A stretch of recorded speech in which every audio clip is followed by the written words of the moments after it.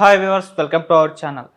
So chief minister Jaganmohan Reddy గారికి ఇటు రేవంత్ రెడ్డి గారు ఒక రిటర్న్ గిఫ్ట్ ఇవ్వబోతున్నారంట. అదేంటంటే ఒక 20 మంది ఎమ్మెల్యేలని ఏపీ కాంగ్రెస్ పార్టీలో చేర్చబోతున్నా అంటూ వార్తలు అయితే బలంగా వినిపిస్తున్నాయి. మరి ఈ వార్తల్లో వాస్తవం ఎంత ఉంది, నిజంగా ఇస్తున్నారా లేదా? సో ఈ అంశం మీద డిస్కస్ చేయడానికి ప్రజెంట్ మనతో పాటు సీనియర్ జర్నలిస్ట్ జగదేవ్ గారు ఉన్నారు. వారితో ఒకసారి డిస్కస్ చేద్దాం. సార్ నమస్కారం.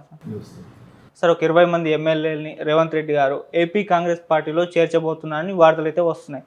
సో ఇది జగన్మోహన్ రెడ్డి గారికి అయితే ఒక పెద్ద షాకింగ్ న్యూస్ అని చెప్పొచ్చు. మరి దీన్ని ఏ విధంగా చూడొచ్చు? అంటే షాకింగ్ న్యూస్ అని మీరు అనుకుంటున్నారు, బట్ ఆయన మాత్రం ఎలా ఆలోచిస్తున్నారంటే సుమారుగా 90 మంది సిట్టింగ్ ఎమ్మెల్యేలకి అవకాశం ఇవ్వకూడదు అన్నట్టుగా అనుకుంటున్నారు. సో ఈ 90 మందిలో 20 మంది కాంగ్రెస్ లో చేరే అవకాశం ఉండొచ్చు కదా. ఎందుకంటే కాంగ్రెస్ అంటే ఆయన అది షాక్ గా ఫీల్ అవ్వట్లేదు. నేను వీళ్ళందరినీ మార్చేస్తే ఖచ్చితంగా గెలుస్తాను ధీమాతో ఉన్నాడే.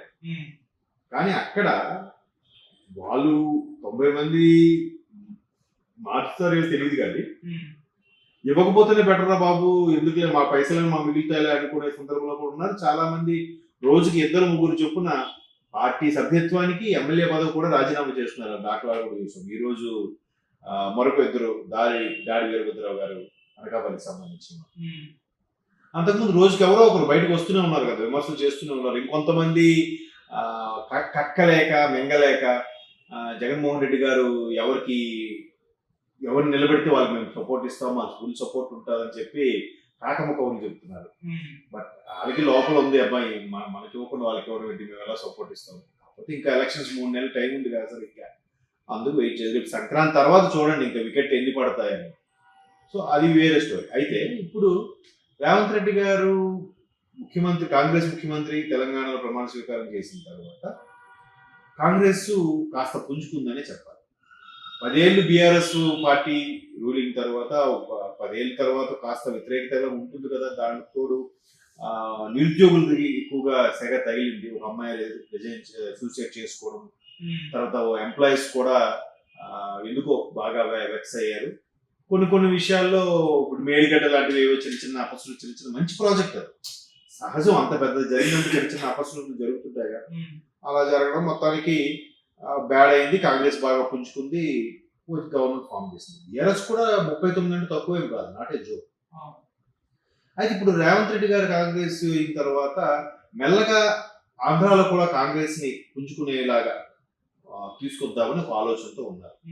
మరలా సౌత్ లో బాగా వేయాలని కాంగ్రెస్. అయితే దీనికి షర్మిలా గారిని కూడా వాడుకునే ప్రయత్నం చేస్తున్నారు. షర్మిలా గారు ఆల్రెడీ కాంగ్రెస్ తో పొత్తు పెట్టుకుంటారని వార్తలు వచ్చాయి, పెట్టుకోలేదు. తర్వాత బయట నుండి మద్దతు ఇస్తామని చెప్పారు, అలాగే ఇచ్చారు, ఎక్కడ పోటీ చేయలేదు. సో ఇప్పుడు ఆవిడ ప్రభుత్వ వ్యతిరేక ఓటును చీలిపోకుండా సాయపడ్డారు కాబట్టి ఇప్పుడు ఆవిడకు కీలక పదవి ఇద్దామన్న ఆలోచన కూడా అధిష్టానం ఉంది. అది ఆల్రెడీ వార్తలు వచ్చాయి. ఇవాళ ఆవిడ ఒప్పుకోవడం కూడా జరిగింది. పిసిసి చీఫ్ గా, ఆంధ్ర పిసిసి చీఫ్ గా వచ్చే అవకాశం ఉంది. అయితే అలా వస్తూనే ఖచ్చితంగా బ్లడ్ రిలేషన్ ఎన్ననుకున్న అన్నయ్య కాబట్టి రాజశేఖర రెడ్డి బిడ్డలుగా ఇద్దరు టగాఫర్గా బయట ప్రపంచం కొట్టుకున్నట్టుగా, అదే రాజకీయ పరంగా అభిప్రాయ భేదాలతో విడిపోయారు అనే వార్తలు వస్తే కొద్దిగా కుటుంబానికి ఇబ్బంది కలుగుతుందని మేబీ అంటే నేను అనుకుంటున్నాను. ఆవిడ ఆలోచించి ఏఐసిసిలో కీలక పదవి ఆశిస్తున్నారని అనుకుంటున్నాను. ఇక్కడికి వచ్చాక పిసిసి చీఫ్ అయితే అక్కడ తప్పో ఒప్పో నిజంగా జగన్మోహన్ రెడ్డి గారు మంచి చేసినా చెడు చేసినా ప్రతిపక్షంగా పొగడకూడదు, ఏదో ఒకటి అనాలి, బురద చల్లాలి. అండ్ మోర్ ఓవర్ వాళ్ళు అన్నా చెల్లెల మధ్య ఎప్పటి నుంచో అభిప్రాయ భేదాలు ఉన్నాయి, పొరపక్షాలు ఉన్నాయని కూడా చాలా సందర్భాల్లో మనం విన్నాం, సోషల్ మీడియాలో కూడా చూసాం. ఎందుకంటే దానికి రీసెంట్ గా జరిగిన ఉదాహరణ కారణం ఎట్లా అంటే ఈవిడ కాంగ్రెస్ కి మద్దతు ఇస్తారన్న నేపథ్యంలో సత్యం రామకృష్ణారెడ్డి గారి ఒక వ్యాఖ్య చేశారు. కాంగ్రెస్ జగన్మోహన్ రెడ్డి గారిని ఇట్లా ఆడుకుంది, ఆయన్ని చాలా ఇబ్బంది పెట్టింది, అటువంటి కాంగ్రెస్ పార్టీతో ఈవిడ పొత్తు పెట్టుకోవడం నాకే అర్థం కావలేదు అన్నట్టుగా వ్యాఖ్య చేస్తే, అప్పుడు ఒక మీడియా మిత్రుడు అడిగిన ప్రశ్నకి ఆవిడ ఏం చెప్పారంటే, ఒకప్పుడు మాకు ఇక్కడికి వచ్చేసాం, మేము మాతో సంబంధం లేదన్న వారు ఇప్పుడు మళ్ళీ మా గురించి మాట్లాడుతున్నారంటే మళ్ళీ మాతో సంబంధం కలుపుకోవాలని చూస్తున్నారా అని అన్నారు. అంటే ఆల్రెడీ సంబంధం లేదన్నట్టుగా ఆవిడే చెప్పారు. అలాగే ఒక ప్రైవేట్ ఛానల్కి ఇచ్చిన ఇంటర్వ్యూలో కూడా నేను, నా భర్త అనిల్ గారు, అలాగే తల్లి విజయమ్మ గారు కూడా ఎంత కష్టపడ్డా కూడా పార్టీని స్థాయిని నిలబడడానికి మాకు ఎప్పుడు ఏనాడు గుర్తింపు దక్కలేదు, అందుకే మేము ఇలా వచ్చేసాం అన్నట్టుగా. అంటే ఆ వ్యాఖ్యలు ఏంటంటే నాకు గుర్తులేదు, కానీ భావం అయితే అదే, అలా వచ్చేలాగా మాట్లాడారు. సో ఇవన్నీ వెరసి చూసి మొత్తానికి అభిప్రాయ భేదాలు ఉన్నట్టుగా కూడా మనకు సుస్పష్టం.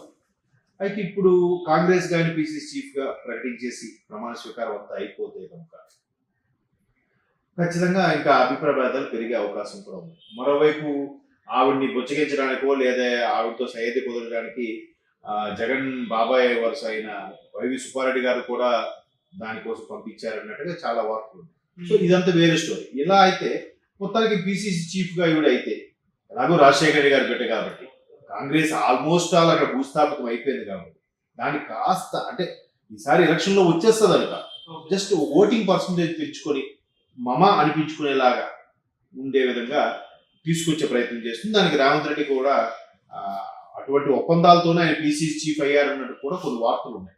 తెలంగాణ పిసిసి చీఫ్ అవుతూనే ఒకవేళ గవర్నమెంట్ ఫామ్ అయ్యాక ముఖ్యమంత్రి అభ్యర్థిగా తనను ప్రకటించుకునేలాగా అక్కడ ఆంధ్రాలో కూడా కాంగ్రెస్ ని కాస్త పైకి తీసుకొచ్చే ప్రయత్నంలా కూడా ఉన్నాయంట.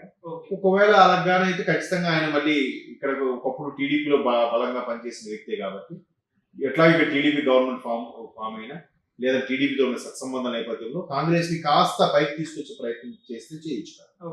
సో దానికి వైసీపీ నుంచి ఆల్రెడీ ఎవరెవరికైతే టికెట్ రావాలనుకుంటున్నారో వాళ్ళందరూ ఇంకా ఆప్షన్ లేదు. టీడీపీ జనసేనకి వెళ్ళడానికి కూడా ఆప్షన్స్ లేవు కాబట్టి ఖచ్చితంగా కాంగ్రెస్ లోకి వెళ్ళాలి. సో అప్పుడు రేవంత్ రెడ్డి గారు 20 ఏంటి 50 మంది కూడా తీసుకోవచ్చు. ఎందుకంటే టీడీపీ జనసేనకి అవకాశం లేదంటున్నాను. ఆల్రెడీ టీడీపీ జనసేనకే సీటు సర్దుబాటులో ఇప్పటికే వీరికి 37 స్థానాలు ఇస్తామని అంటున్నారు. వాళ్ళు కనీసం ఒక 150 స్థానాలు 140 స్థానాల్లో పోటీ చేస్తున్నారు. అలాంటప్పుడు ఆల్రెడీ పార్టీ టికెట్ ఎక్స్పెక్టేషన్ లో కొంతమంది రెబల్ గా మారిపోయే అవకాశం ఉంటుంది కాబట్టి వాళ్ళని బుజ్జగించి వాళ్ళకి ఏదో నామినేటెడ్ పోస్టో ఎమ్మెల్సీ ఏవో ఇప్పించేస్తారు. మళ్ళీ ఇట్లా వీళ్ళు తీసుకుంటే ఇంకెక్కడ వాళ్ళకి ఇస్తారు ఛాన్స్. ఇంకా పార్టీలోని వాళ్ళకి ఆల్రెడీ ఇప్పటి నుంచి నమ్ముకున్న వాళ్ళకి ఇబ్బంది అవుతుంది కదా. సో అందుకు టీడీపీ జనసేన వెళ్ళడానికి అవకాశం లేదని నేను అనుకుంటున్నాను. కాబట్టి ఖచ్చితంగా కాంగ్రెస్ లోకి వెళ్తారు. కాంగ్రెస్ వైసీపీ ఉన్న బీజేపీ వెళ్తే బీజేపీలో కూడా వెళ్ళొచ్చు. బట్ బీజేపీ మళ్ళీ పరోక్షంగా టీడీపీ జనసేనకి సహయోగంగా ఉంటారు అంటున్నారు కాబట్టి కాంగ్రెస్ లోకి వెళ్తారు. కాబట్టి రేవంత్ రెడ్డి గారు ఈజీగా 20 మంది అంటే 50 మంది వైసీపీ ఎమ్మెల్యేలు కూడా షర్మిలా వైపు పెట్టచ్చు. షర్మిలాగా పెట్టి అక్కడ ఒకవేళ షర్మిలా ఉన్నారు కాబట్టి కాంగ్రెస్ లో పెట్టిన వైసీపీ అభ్యర్థులే కాబట్టి టీడీపీ జనసేన గవర్నమెంట్ ఫామ్ అవుతుంది కాబట్టి వాళ్ళని వీళ్ళు వైసీపీలోనే మొన్నటోళ్ళు చేశారు కదా అనే ఫీలింగ్ లోనే ఉంటారు జనాలు. కాబట్టి టీడీపీ జనసేనకి ఇబ్బంది ఉండదు. వైఎస్ఆర్సీపీకి మరి కాస్త మైనస్ అయ్యే అవకాశాలు ఉన్నాయి.